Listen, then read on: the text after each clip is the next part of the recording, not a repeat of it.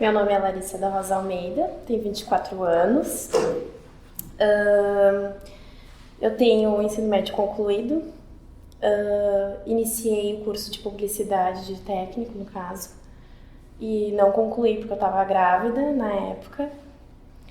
E aí depois eu passei no vestibular da Uniriter para jornalismo, fiz um semestre, não gostei, também não tive dinheiro para pagar. E aí eu me encontrei no técnico de enfermagem, mas por problemas financeiros eu tive que trancar o meu curso, mas se Deus quiser ano que vem eu volto a fazer. E é isso. Meu nome é Gisele, eu tenho 25 anos, sou natural de Capão da Canoa, vim para Porto Alegre para estudar em 2011, ingressei aqui na PUC no curso de Direito, troquei de curso, fui para o curso da História, troquei de curso de novo, voltei para o Direito e aí agora estou cursando Serviço Social no último semestre, então provável formanda, como a PUC fala muito pra gente, assim. Eu sou da cidade de Lima, do Peru. É uma cidade que fica no litoral do Pacífico, uma cidade que é uma cidade cosmopolita, né? É bem parecida ao que é Porto Alegre, é verdade.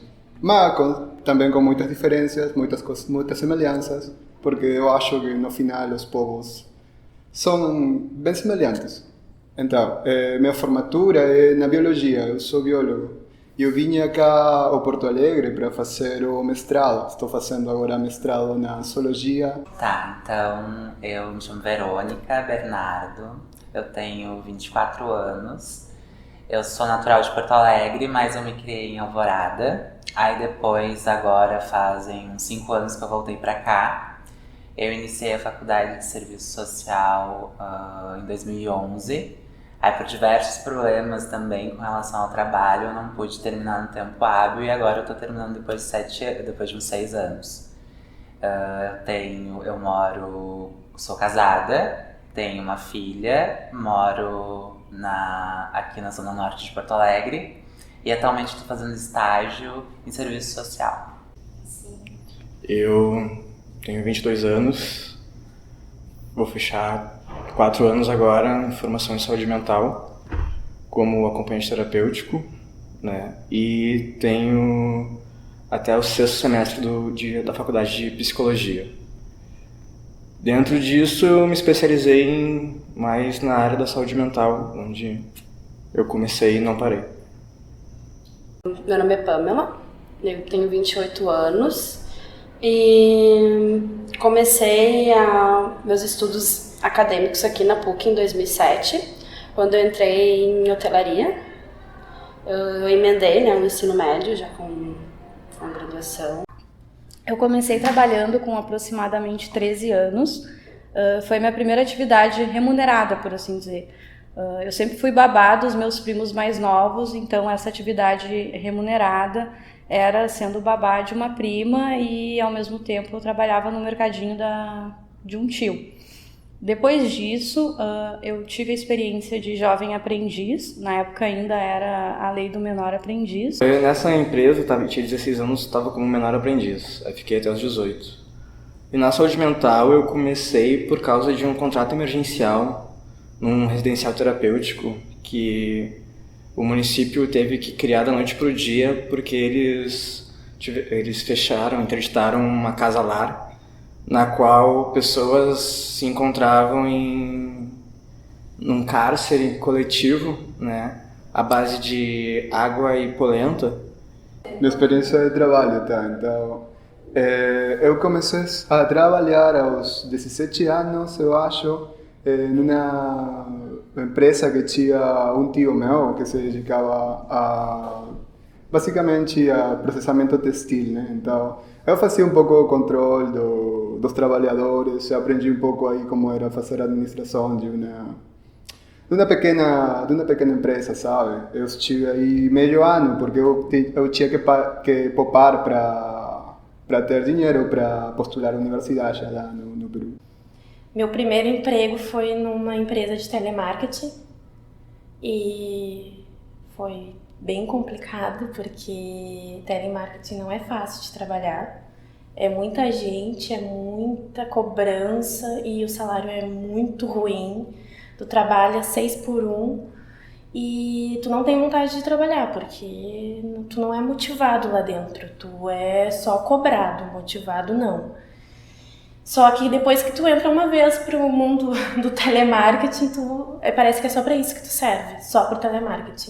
A realidade ali no trabalho onde eu estava para mim era um pouco mais fácil, sabe? Eu não fazia um trabalho muito forte, mas os outros trabalhadores sim, às vezes tinham que esforçar-se demais, sabe? Trabalhavam às vezes mais de 8 horas, 10 horas.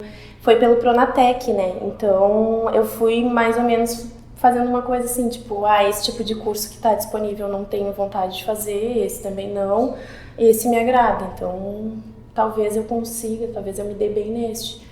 Foi mais ou menos isso, e aí acabei me descobrindo no técnico de enfermagem. Eu consegui, né, através da bolsa do ProUni. E tinham 3 opções. Na verdade, eu tinha a ideia de sair do ensino médio. A ideia principal era estudar História. E acabei, né, sendo selecionada, né, na segunda opção, que foi hotelaria. Eu fiz numa faculdade privada, posso falar o nome? Acho que sim. Na IPA, até o 6º semestre, não, até o 5º semestre. E aí eu resolvi parar. Até porque tinha dado um problema no meu FIES. Hoje a minha família tem um distanciamento do que é essa formação, né? Por que eu saí do curso de Direito? Por que eu estou no curso de Serviço Social? É para trabalhar com drogado? É para trabalhar com gente que está na rua? O que eu vou fazer com essa formação? Sendo que existe toda uma construção social do que é o direito, por exemplo, né? E aí essa pressão ela também não é dos meus pais comigo, mas ela também é social para com os meus pais. O que a tua filha está fazendo lá? O que ela vai fazer da vida? Do que ela vive? Estágio. O que é estágio?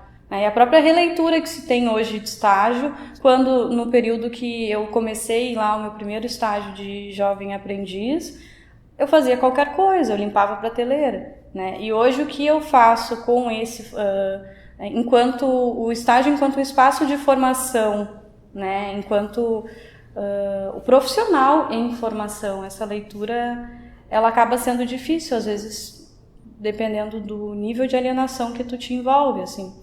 E também esse enfrentamento ele também se faz difícil, porque não é um enfrentamento de eu tô aqui conversando contigo, é um enfrentamento que ele é de toda uma carga histórica. Os meus pais também começaram a trabalhar muito cedo e isso é natural para eles e sempre foi assim. Então acho que é um pouco de... Essa pressão, ela não é só de um sujeito para o outro, né? É uma pressão que a gente sofre, né, na verdade, de tu dar conta de tudo e não deixar faltar em nada, ou seja, tu ir bem no emprego, né, no que tu tá estudando e na tua vida pessoal, né, ou seja, ser uma mãe, ser filha, irmã, enfim, e tu não consegue ir bem em todos. Tu vai deixar faltar alguma parte, quando tu não deixa nos 3, né, porque tu tá cansada.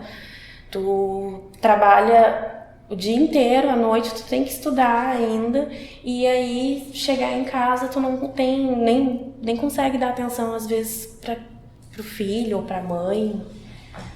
É bem ruim, assim, porque às vezes tu não consegue estudar direito, às vezes tu não consegue fazer teu serviço direito porque tu tá muito cansada. Eu não conseguia ver meu filho às vezes acordado a semana inteira, só via ele sexta porque era o dia que eu não tinha aula, e o final de semana, e aí dependendo do final de semana eu também não via ele direito porque ele ia pro pai dele, né, então era, tipo, eu quase não conseguia ser mãe, né. Especificamente da hotelaria, da área de hotelaria, exige muito da pessoa, fisicamente, psicologicamente, também muito preparo, assim.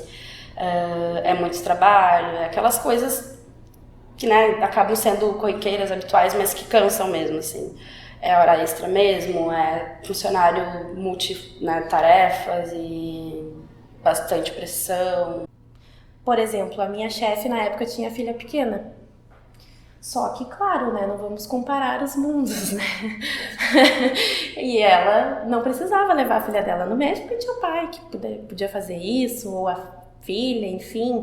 E aí ela ficava usando disso. Eu não levo a minha filha no médico, né? Tem quem leve. Por que tu leva teu filho no médico? Por que tu não pede pro pai dele? Por que tu não pede pra fulano, beltrano?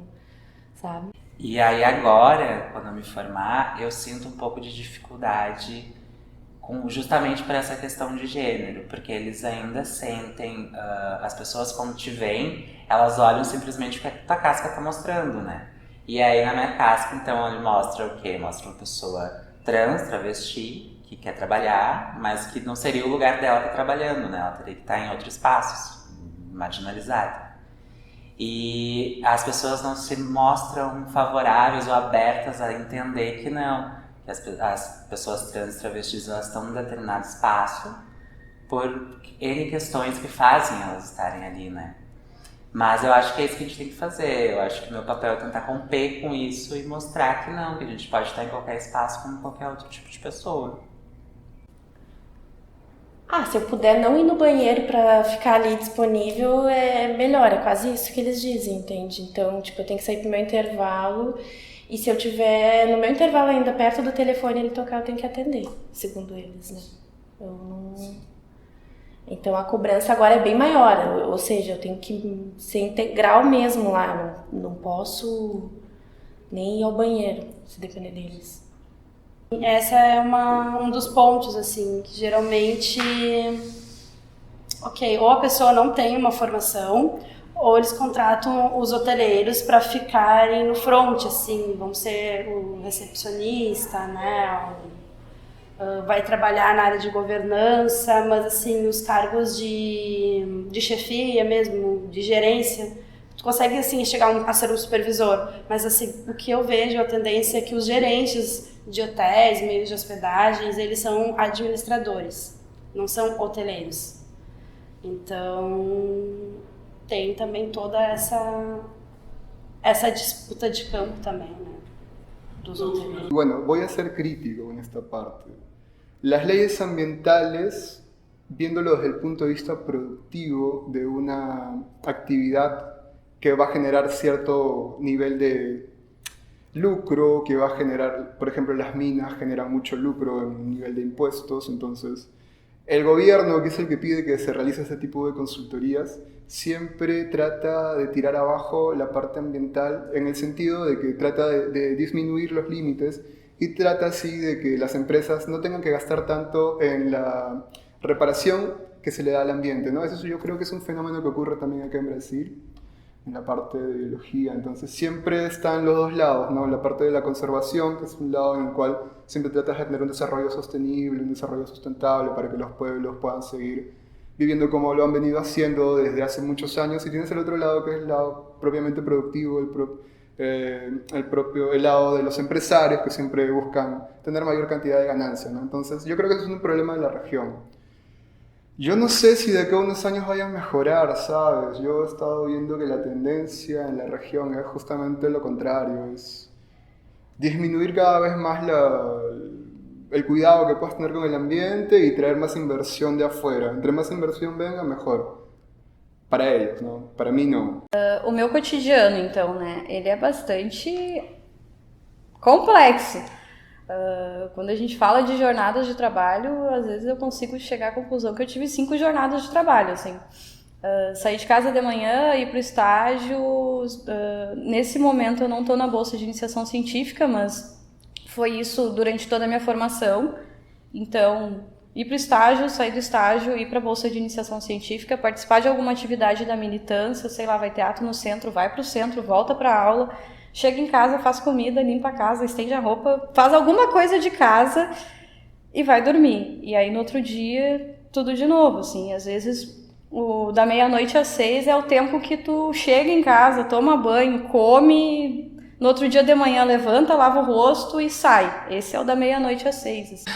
Então, meu dia ele é muito longo, realmente ele é bem longo. Eu tenho várias jornadas, mas as 3 principais, assim, que mais me cansam, eu acho que é agora o estágio, a casa e a faculdade, né?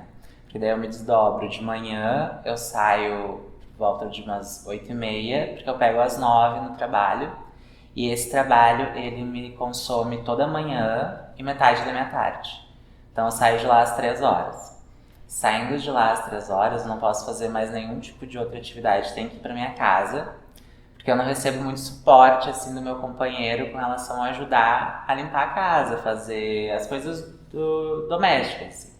Então eu volto para casa para conseguir preparar alguma coisa para eu comer no outro dia, porque a gente às vezes não tem muito dinheiro para ficar comprando comida, então tem que fazer alguma coisa para deixar a janta e também levar no outro dia e me organizar para conseguir buscar daí a minha filha no colégio às 5h30. Tudo isso envolve pegar ônibus e esperar na parada. Eu moro a 2 quadras daqui, mas eu tenho que ir de ônibus à noite. Às vezes eu espero 40 minutos o ônibus. E aí, do outro dia de manhã, eu esperei 40 minutos para ir para o trabalho. Eu já fiquei mais de 1 hora na parada para me deslocar 2 vezes. E ao longo do dia e da semana, a gente tinha que fazer um cálculo no final para dizer quanto tempo a gente levou nesse processo de formação que não se restringe à sala de aula. É pegar ônibus. De novo. É pegar ônibus de novo. 2 ônibus, daí um até o centro e outro do centro até em casa, que demora uma eternidade. Bom, eu tenho uma experiência bem fresca na minha cabeça, que era esse último hotel, agora que eu saí faz um pouco tempo, um pouquinho mais de 1 mês. E era o início de TCC, mas essa experiência que foi assim bem desgastante mesmo, bem cansativa.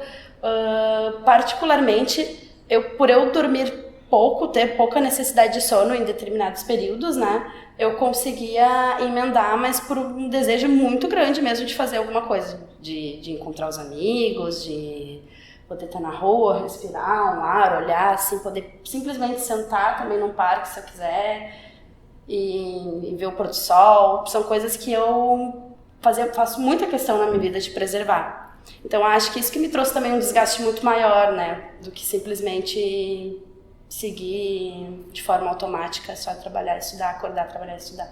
Eu tento sim inserir momentos de lazer na minha vida e não deixar de fazer o que eu gosto. E tem seu lado bom e ruim, né, como tudo.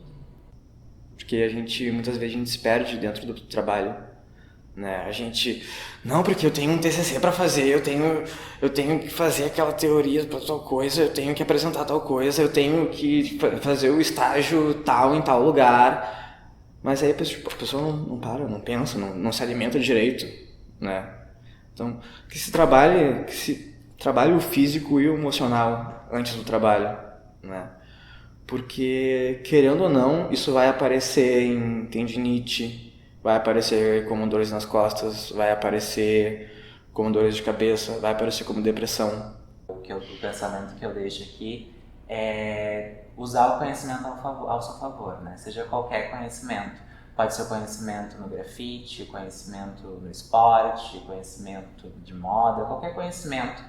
Tu acha que não é tão relevante, mas se a gente utilizar ele para coisas boas e para nos mostrar de uma forma política, eu acho que ajuda muito a nosso fortalecimento.